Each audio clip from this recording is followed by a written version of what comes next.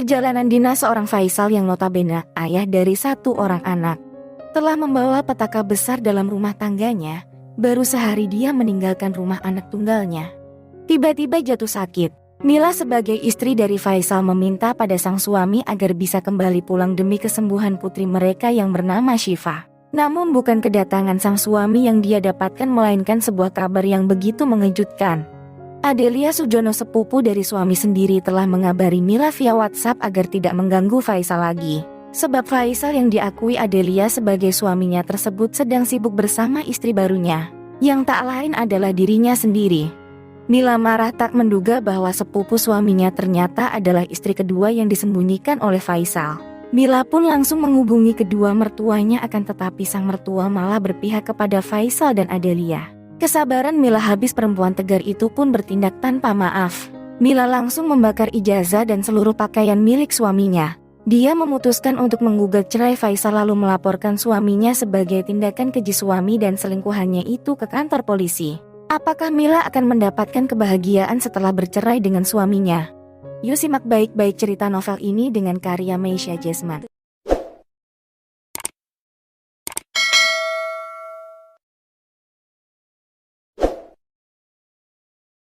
Kuputuskan untuk mengabari Pak Ramadan, polisi bertubuh atletis dengan rambut belah pinggir, bahwa aku akan menunggu temanku terlebih dahulu, alih-alih diantar oleh mereka ke rumah sahabat. Pak, saya baru ditelepon rekan, katanya dia akan menjemput ke sini. Saya izin menunggu di sini sama anak saya.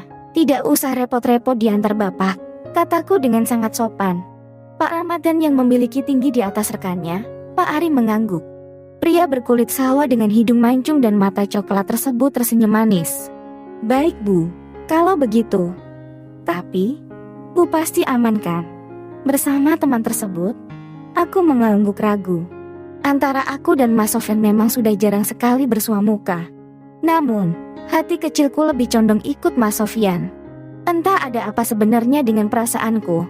Terangnya, aku berat sekali untuk mengabaikan permintaan pria berkulit putih tersebut. Tak enak hati yang jelasnya. Bukan apa-apa, kedengarannya Mas Sofyan sangat tulus ingin menolong. Niat baiknya tak tega bila harus keabaikan. Aman Pak, insya Allah, sahutku menepis ragu. Pak Ramadan mengangguk. Baiklah, Ibu silakan duduk saja di sini. Biar saya bantu menjemput anak Ibu dari ruang sebelah. Pak, saya sangat merepotkan sekali. Tidak usah, biar saya jemput sendiri. Takutku menolak halus. Santai Bu, duduk saja dulu. Saya tahu, pasti bukan Mila sangat lelah setelah proses tadi. Saya tidak kerepotan sama sekali. Sebentar ya, saya ke sebelah. Kekeh Pak Ramadan padaku. Aku pasrah. Tak lagi bisa berkelit atau menolak tawarannya. Terheran-heran diriku dengan semesta saat ini. Masya Allah, saat aku diberondong ancaman oleh Mas Faisal, banyak orang yang malah berbondong-bondong datang menolong. Tersentuh hatiku. Allah Maha Baik. Batinku, tak punya keluarga sama sekali di sini. Allah kirim manusia-manusia yang baiknya melebihi keluarga sendiri. Haruku bahkan sampai membuat air mata ini ingin menetes. Kurang dari 7 menit, anakku sudah tiba didandan oleh Pak Ramadan. Syifa terlihat sangat ceria. Yang membuatku makin terpana adalah kresek di tangan kanannya. Kresek putih dengan logo tulisan minimarket Waraba ternama yang memang buka di depan kantor polisi. Ya ampun, jangan-jangan dibelikan sama Bu Karina tadi. Aku bangkit menyambut Syifa. Dua tanganku rentangkan pada sosok kecil itu. Dia sama sekali tak murung. Air mukanya berseri. Senang sekali melihat gadis kecilku bahagia seperti biasanya. Alhamdulillah, Syifa, melihatmu sehat dan ceria adalah sumber kekuatan Bunda buat melanjutkan kerasnya kehidupan. Bunda, aku dibeliin kue sama susu. Syifa memamerkan kresek bawaannya. Dia mengacung-acungkannya padaku dengan senyum sumringah khas anak-anak. Siapa yang belikan? Syifa sudah bilang terima kasih. Syifa tidak mintakan, tanyaku dengan nada khawatir. Langsung aku duduk jongkok di hadapannya, menatap gadis itu dengan tatapan menyelidiki. Tante Karin Bun, aku nggak minta kok, ucap Syifa sambil menggelengkan kepala. Ya sudah, udah bilang terima kasih kan, tanyaku lagi mengkonfirmasi. Udah Bunda, Tante Karin bilang, nanti kalau kesini harus main sama Tante Karin lagi. Bunda, Nanti kesini lagi ya. Hatiku serasa perih mendengarkan celetukan Syifa. Antara senang dengan terpukul. Sayang, ini kantor polisi. Senyaman apapun, bermain di sini bukanlah hal yang menyenangkan bagi Bunda. Andai kamu tahu betapa beratnya ketika Bunda harus duduk berjam-jam dengan linangan air mata ketika harus menceritakan betapa kejamnya ayah serta kakek nenekmu. Mau tak mau aku mengganggu. Mengusap puncak kepalanya yang terbalut dengan jilbab bahan kaos. Senyumku getir, tapi tetap harus kuberikan kepada Syifa. Iya sayang, baiklah, Bu Karmila. Saya kembali bertugas dulu. Silakan duduk menunggu di sini. Selamat siang. Tutur Pak Ramadan lembut seraya mengangguk kecil padaku. Terima kasih Pak Ramadan, capku santun. Kutolak juga Pak Ari yang masih betah duduk di kursi kerjanya seraya mengetik entah apa di keyboard. Pak Ari, makasih juga atas bantuannya. Saya izin duduk di sini untuk menunggu ya, sambungku lagi. Oh, ya Bu. Silakan sahutan Pak Ari terdengar ramah.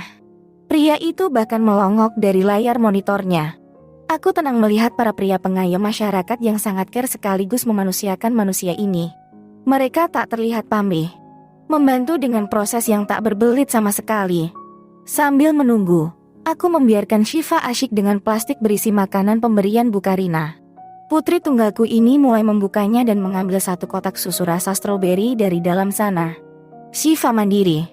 Dia tak minta padaku untuk ditusukkan sedotannya. Semua dia lakukan sendiri karena memang telah terbiasa di sekolah. Saat aku memperhatikan anakku, tiba-tiba pintu masuk terdengar berayun. Aku sudah harap-harap bahwa itu adalah Mas Sofyan. Ketika ku tengok, ternyata bukan. Seorang pria muda bersama perempuan parubaya masuk. Kaki mereka sama-sama melangkah tergesa. Tak ada raut bahagia di wajah keduanya. Panik, itulah ekspresi yang kudapatkan. Selamat siang Pak, kami mau lapor kasus curanmor. Motor saya barusan hilang di depan rumah, ucap pria berambut keriting agak gondrong tersebut seraya duduk di depan Pak Ari dan Pak Ramadan. Aku menghela nafas dalam. Kenapa kemalangan tak hentinya menyapa umat manusia? Kasihan sekali, pikirku. Bunda, kantor polisi itu kan untuk nangkepin orang jahat, ucap Syifa tiba-tiba sambil menggenggam kotak susunya. Aku sudah mulai deg-degan. Ya ampun. Jangan sampai dia bertanya yang tidak-tidak setelah ini. Iya, sahutku agak parno. Terus, Bunda kenapa sih kesini? Siapa yang jahatin kita, Bun? Lama. Berdegup kencang jantungku. Seakan organ paling vital itu hendak lepas dari cangkangnya anakku. Kecerdasanmu membuatku bingung harus menceritakan apa. Nggak ada kok, kilahku berkelip. Terus, ya. Terus, kan Bunda sudah bilang, di sini ada teman Bunda, hanya pengen main, sahutku lagi. Tenang Mila, jangan marah atau bereaksi berlebihan. Anak ini hanya penasaran. Siapa yang telepon tadi pas kita baru dating Bun? Suaranya mirip ayah, tapi kenapa teriak-teriak? Itu ayah atau bukan Bun? Aku menggigit bibir. Berbohong adalah sebuah hal yang sangat kuhindari, apalagi pada Syifa. Namun, kali ini akan kulanggar pendirianku sendiri. Maafkan Bunda nak. Bunda harus berbohong padamu. Bukan. Mangyangnya mirip. Syifa mengangguk. Tapi ayah nggak pernah marah-marah. Syifa polos menatapku. Matanya mengerjap seakan menyesali perbuatan orang yang telah mengasariku via telepon tak tersebut. Iya ayah baik. Tidak pernah marah. Apalagi sama Bunda dan Syifa. Kepala Syifa langsung kuelus. Ku kecepula keningnya. Ah sayang, anak tunggal Bunda. Semoga hidupmu bahagia setelah ini. Nak, Bunda, ayah kemana? Kenapa belum pulang juga? Aku kian pening mendengar renyekan Syifa. Si kecil yang kukira telah baik suasana hatinya dan melupakan sang ayah, ternyata masih saja menanyakan sosok lelaki durjana tersebut. Masih kerja, cari uang buat Syifa. Telepon ayah Bun. Ayo Bunda, suruh ayah cepat pulang. Buskan nafas Mas Yul. Alasan apa lagi yang harus kubuat? Syifa, berhentilah menanyakan laki-laki jahanam itu nak. Ya tak pantas lagi untuk kau cari. Nanti saja ya, ayah masih sibuk. Syifa cemberut. Buru-buru menyedot susunya sampai terdengar bunyi yang menandakan bahwa kotak sudah hampir kosong isinya. Tak tega melihat anakku kecewa. Namun, apa mau dikata? Kami telah dibuang oleh orang yang paling kami harapkan. Ketika aku tengah berada di dalam kekalutan sekaligus bosan dalam menunggu, tiba-tiba pintu kembali terdengar didorong dari depan. Sontak aku menoleh. Seorang pria berpakaian sangat rapi, menatapku dengan mata yang tercengang. Lelaki itu masih seperti dulu saat aku terakhir kali melihatnya di kampus. Mungkin 3 tahun lalu, ketika aku menjemput Anissa untuk makan siang bersama di resto. Mila, lelaki yang mengenakan celana jeans dan kemeja lengan panjang warna merah marun yang dimasukkan ke dalam itu menatapku tak percaya. Dia gegas menapaki ubin dengan cukup tergesa.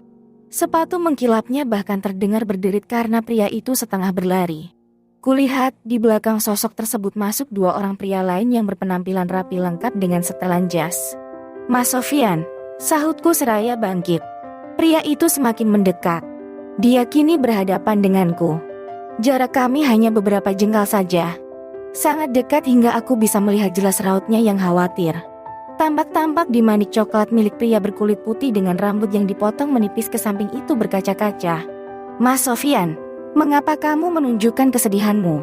Aku bahkan bukanlah teman akrabmu. Bukan juga keluargamu.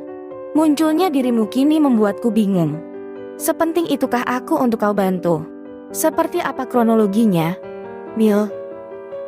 "Tak jadi tiba-tiba begini?" Sofyan bertanya dengan suara gemetar.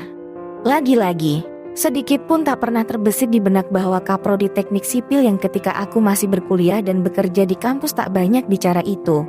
Jadi tiba-tiba sangat menaruh perhatian. Dari suara, tatan mata, semua seakan menunjukkan bahwa kami adalah lebih dari sahabat lama. "Anissa sudah menceritakannya kan Mas?" tanyaku lirih. Dia menggelengkan kepala, tidak terlalu detail. "Makanya aku langsung telepon kamu saja. Itu pun setelah aku berpikir berulang kali. Apakah kamu mau menerima bantuanku atau tidak?" "Maafkan kelancanganku," meledok pria berperawakan tinggi dan agak sedikit berperut buncit tersebut berucap lirih. Netral coklatnya seperti menyimpan sebuah kegundahan. "Namun, apa kiranya yang membuat Mas Sofyan begini?" "Mila, perkenalkan, ini pengacara sekaligus sahabat baikku. Aku meminta beliau-beliau ini untuk membantumu. Meski aku belum tahu duduk masalahnya. Tetapi saat mendengarmu berada di kantor polisi usai video yang kamu unggah di WA itu, aku berinisiatif meminta bantuan mereka. Itu pun bila kamu mengizinkan." Mas Sofyan memperkenalkanku kepada 2 orang bertubuh tegap tinggi dengan setelan jas yang sama-sama hitam. Wajah mereka yang satunya ramah dan berkulit putih, sedang satunya lagi agak sangar dengan rambut setengah botak dan berperut lebih buncit. Keduanya lalu semakin mendekat dan mengulurkan tangan kepadaku. Si setengah botak dan berkulit gelap dan itu memperkenalkan dirinya dengan suara berat yang ngebas. "Saya Munir," akrabnya dipanggil Om Munir. Dia itu sedikit kita senyum menunjukkan 2 gigi seri atasnya yang dilapis emas. "Saya Carmila, panggil saja Mila Om," sahutku seraya berjabat tangan dengan beliau yang kutaksir berusia di atas 40 tahun tersebut. "Saya Roberta, rekannya Om Munir. Bebas mau panggil saya Abang atau Mas." Pria berkulit putih dengan wajah yang lumayan itu lalu memperkenalkan namanya. Wanginya harum semerbak. Tangannya pun terasa halus. Tipikal pria metroseksual yang ramah tamah pada wanita. "Mila Bang," kataku lagi seraya beralih menjabat tangannya. "Mila, kalau begitu, biar kita bicara di mobilku. Bagaimana? Om Munir dan Bang Roberta akan mengurusnya semua. Mereka akan membaca berkas laporanmu dan akan menghubungi lagi apabila ada yang kurang. Kamu setuju?" Masukin bertanya dengan tergesa. Pria itu seolah sedang dikejar oleh sesuatu. Aku langsung menoleh ke arah Syifa. Melihat gadis kecil itu sedang menatapku balik dengan sorot yang bingung. Aku langsung menghela nafas dalam.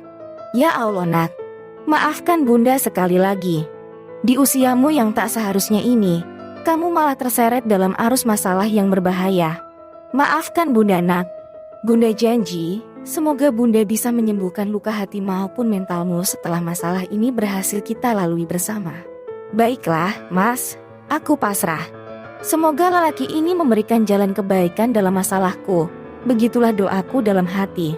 Setidaknya hanya dia yang mau peduli saat aku tersungkur ke lubang nestapa. Sekian banyak teman di kontak waku, katanya tak juga berbuat apapun. Kita serah terima pelimpahan kuasa hukum di hadapan polisi dulu Milay, bubang Roberta dengan suara yang lembut. Pria yang menggunakan cincin bermata berlian di kelingking kanannya tersebut menatapku dengan serius. Aku mengangguk, mengikuti apapun saran dari mereka. Sambil menggandeng Syifa, aku kembali menghadap dua polisi yang baru saja menyelesaikan tugas mereka dalam menerima laporan curanmor alias pencurian motor tadi. Pemuda dan seorang wanita paruh baya tadi pun bertukar posisi dengan kami. Aku duduk lagi, didampingi dua pengacara suruhan Mas Sofyan. Wilayah memangku Syifa, lalu memberikan keterangan pada polisi, dan Om Munir pun lalu mengeluarkan sebuah form surat berisi pelimpahan kuasa hukum padaku untuk diisi serta ditandatangani. Mereka seolah telah menyiapkan segala alat tempur dalam tas jinjing hitamnya yang mengkilap. Urusan kami tidak membuang waktu lama. Aku dan Syifa lalu berpamitan pada empat pria tersebut, kemudian melangkah pergi dengan didampingi oleh Mas Sofyan. Pria yang usianya hampir kepala empat itu terlihat tegang sepanjang perjalanan menuju halaman parkir. Mas, aku bawa motor ke sini. Dia bagaimana? Tanyaku resah.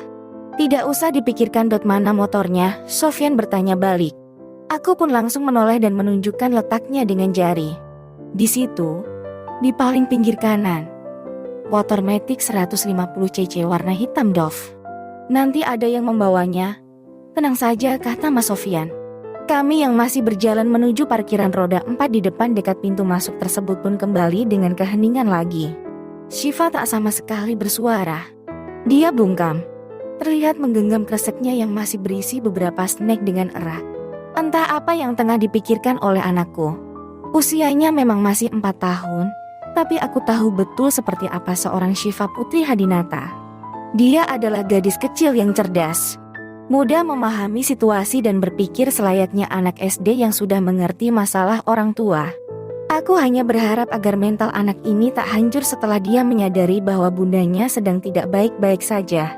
Mas Sofyan menghentikan langkahnya di depan sebuah mobil model SUV berwarna putih yang terlihat masih gres sekaligus mengkilap.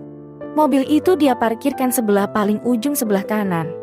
Mas Sofyan membukakan pintu penumpang di bagian depan untukku. Lelaki itu mempersilahkan kami untuk masuk. Syifa sama bunda di depannya, ucap Mas Sofyan dengan sangat lembut. Lelaki dengan wajah yang berbentuk bulat dengan dagu berbelah dengan jambang halus di kedua pipinya itu begitu ramah kepada kami. Ayo sayang, kataku pada Syifa seraya menaikkan gadis kecil itu ke atas mobil. Syifa menurut. Namun, bibirnya diam tak berucap. Dia masih seperti malu-malu kepada Mas Sofyan. Anak ini memang tak pernah bertemu dengan bujang tua tersebut.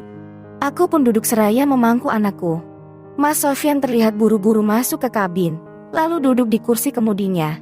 Mesin dia nyalakan. Begitu juga AC dan pemutar radio. Suasana di dalam sini terasa sejuk sekaligus menenangkan. Terlebih saat sebuah tembang pop diputar oleh stasiun radio. Lagu tersebut dibawakan oleh penyanyi pria. Berisi tentang cinta namun nadanya ceria. Ya, setidaknya bisa menggugurkan beban di kepalaku yang sedang dilanda sakit karena kecewa. Mila, kita makan siang dulu, bagaimana? Mas Sofyan mengajukan ide. Sebuah gagasan yang tidak bisa kutampik, sebab perutku sekarang sudah kriuk-kriuk. Hampir pukul 3 sore sekarang aku belum makan siang sama sekali. Syifa juga hanya makan snack dan minum susu. Baik, Mas. Maaf sebelumnya bila merepotkan, ucapku tak enak hati. Santai saja. Ya apa-apa. Oke Syifa, kita makan dulu ya, sama Om Yan, kata Mas Sofyan sambil memperkenalkan diri. Mau ya nak, pintaku membujuk Syifa. Syifa lagi-lagi tak banyak bicara. Dia hanya menganggukkan kepala. Diam sambil menyandarkan kepalanya di perutku. Aku bersyukur dengan kondisi anakku yang tak rewel. Alhamdulillah, pikirku. Mas Sofyan pun melajukan mobil. Pria itu menyetir dengan wajah yang terlihat lebih rileks daripada saat kami di kantor polisi. Ia juga sesekali ikut bernyanyi. Lagu-lagu yang diputar di radio pun silih berganti membuat suasana hatiku lebih membaik. Semesta seakan ingin aku melengkungkan senyuman di tengah duka yang menghujam. Tibalah kami di depan restoran masakan khas Nusantara. Ada berbagai hidangan di tempat makan dengan konsep tradisional dan memiliki bangunan seperti rumah joglo ini. Nama resto tersebut Kebanggaan Indonesia, pas sekali dengan hidangan yang disajikan. Semuanya benar-benar masakan yang menjadi ikon atau khasnya tiap daerah di Indonesia. Aku pernah beberapa kali mampir kemari bersama Mas Faisal dan mertuaku. Aku ingat betul betapa nikmatnya nasi liwet, empal gepuk, soto Makassar dan selat Solo di sini. Mila, kita makan di sini ya, gak apa-apa. Mas Sofyan melepaskan sabuk pengaman dari pundaknya. Menanggapi ucapannya, aku mengangguk. Senyum kecil dan menjawab pelan. Iya mas. Mas Sofyan pun lalu turun dari mobilnya. Aku langsung mengikuti gerakan beliau sambil memanggul ransel dan menggandeng Syifa. Kami bertiga kini berjalan sejajar dengan Syifa berada di tengah-tengah. Kedua tangannya pun digandeng oleh aku dari Mas Sofyan. Syifa tak keberatan. Dia mau saja digandeng begitu oleh om-om yang baru dia jumpai sekali. Dosen dan kaprodi yang kunilai sukses di usia muda tersebut membawa kami ke tengah resto. Tepatnya di lokasi outdoor dengan pemandangan taman buatan sekaligus kolam ikan kecil yang bisa menyejukkan mata. Mas Sofyan memilih meja yang tak jauh dari kolam. Katanya supaya bisa melihat ikan dari sini. Aku menurut saja. Seorang waiter pria datang memberikan buku menu. Mas Sofyan langsung menyebutkan pesanannya dan mempersilahkan kepadaku untuk memesan apapun yang kami mau. Aku ingin pesan banyak rasanya, tapi kutahan karena tahu betul akan ditraktir oleh lelaki ini. Apa saja mas, ucapku lagi-lagi tak enak hati. Oh begitu, tanya sama Sofyan. Aku mengangguk. Tak enak kalau banyak mau. Terserah Mas Sofyan saja deh, pikirku. Dia sudah terlalu repot dan sebaiknya aku tak usah memesan makanan yang macam-macam. Meskipun aku sangat ingin membeli nasi liwet, jambal asin, empal gepuk, sambal leunca, dan es kunir asam. Oke, Mas, aku pesan nasi liwet, jambal asin, empal gepuk, tempe mendoan, sambal leunca, jus jeruknya 2, sama selat Solo. Syifa, kamu sukanya apa? Pengen makan apa nak? Aku melongo. Loh, kok Mas Sofyan bisa tahu apa yang sedang kupikirkan? Yang meleset hanya es kunir asam saja. Astaga, apa dia bisa baca pikiran orang? Syifa yang duduk di sebelahku kini menarik ujung pakaianku. Gadis kecil itu matanya menatap seolah ingin minta bantuan. Syifa pengen apa? Nak, nasi goreng seafood mau, tanyaku setengah berbisik padanya. Nasi goreng adalah makanan kesukaan Syifa.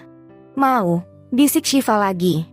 Tambah nasi goreng seafoodnya 1 ya mas. Nggak pedes kan nak? Mas Sofyan yang duduk di depan kami melempar pandangannya pada Syifa saat dia bilang nak ada Syifa. Entah mengapa hatiku terasa luluh. Iya om aku mau es krim juga ada. Det. Ya Allah, Syifa. Jangan minta yang macam-macam nak. Nggak enak. Syifa, jangan. Baru saja hendak menegur Syifa, Mas Sofyan langsung menyela. Nggak apa-apa bunda. Biarkan Syifa pesan es krimnya. Kan, Syifa haus. Syifa mau es krim apa? Ada es dung-dung, es krim coklat, es krim cake tiramisu, atau mau es krim stroberi? Mas Sofyan terdengar sangat memanjakan Syifa. Suaranya pun halus dan lembut. Ya Allah, baiknya mantan dosenku ini. Sejak muda dia memang terkenal pemurah. Sering mentraktir mahasiswa. Apalagi ketika aku telah bekerja sebagai admin akademik. Selesai menguji proposal skripsi atau sidang hasil, Mas Sofyan kerap singgah ke kantor kami dan memberikan roti maupun bingkisan dari mahasiswa. Tak banyak bicaranya, tapi suka memberi. Sayang sekali, dia belum juga menemukan pasangan hidup. Es krim stroberi, seru Syifa dengan wajah yang berseri-seri.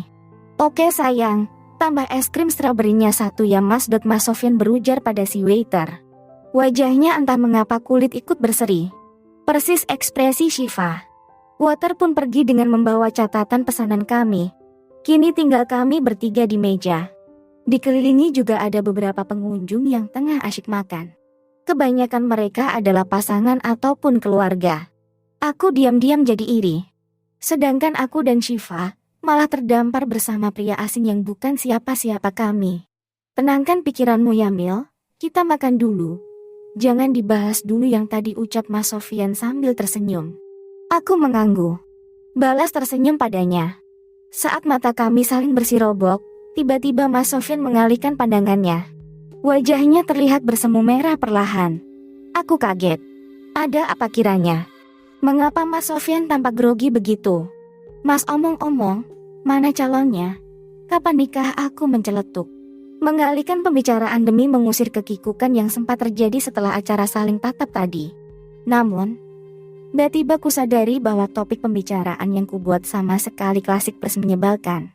Menikah itu kan privasi. Kenapa aku harus menanyakan hal yang sensitivitas? Bagaimana aku bisa menikah kalau orang yang kucintai sudah dengan orang lain? Susah. Ucap Mas Sofyan terdengar sedih. Hatiku entah mengapa serasa disayat perih. Lelaki yang sempat buang muka itu pun kini menoleh padaku. Tatapannya sungguh berbeda. Apakah orang yang dimaksudnya adalah? Oke, lanjut di bab selanjutnya. Jangan lupa like dan